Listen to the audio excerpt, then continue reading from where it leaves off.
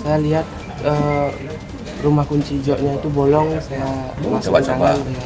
Demikian pengakuan pelaku Komang Dika alias Mang Apel yang beralamat di Banjar Dina Sorge, Desa Lokopakse, Kabupaten Buleleng saat ditanya awak media usai rilis di Mapolres Buleleng pada Rabu siang. Dengan berdalih tertarik pada sepeda motor Honda Supra warna abu-abu milik korban Wayan Santike yang terparkir di areal Bendungan Titap, Banjar Dina Sari Mekar, Desa Rindikit, Kabupaten Buleleng. Pencurian yang terjadi pada hari Rabu 8 November 2023 sekitar pukul 18.30 waktu Indonesia Tengah langsung dilaporkan korban ke Polsek Seririt. Kapolsek Seririt Kompol Dr. Putu Sunarcaya SHMM saat rilis menjelaskan unit reskrim Polsek Seririt pada Selasa 21 November sekitar pukul 6 waktu Indonesia Tengah mendapatkan informasi dari masyarakat bahwa pelaku Mang Apel bersembunyi di warung bakso dan sempat menutupi tubuhnya menggunakan terpal untuk mengelabui petugas.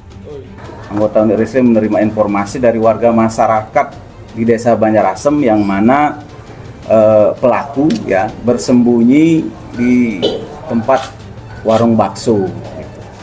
Kemudian karena ada yang nyiram-nyiram di depan halaman, ya dia takut keluar, kemudian dia membungkus dirinya dengan terpal ya.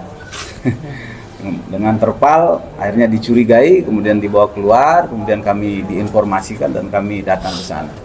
Nah, dari hasil interogasi ciri-ciri pelaku sama ya, kemudian diinterogasi lebih mendalam bahwa dialah sebagai pelaku pencurian tindak pidana pencurian ranmor ya, kendaraan bermotor.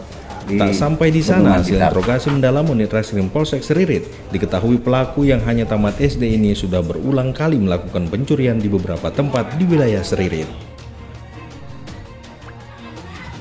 Nah, dari hasil interogasi yang lebih mendalam lagi bahwa sebelum melakukan kegiatan curanmor ini dia sudah sempat melakukan pencurian HP ya.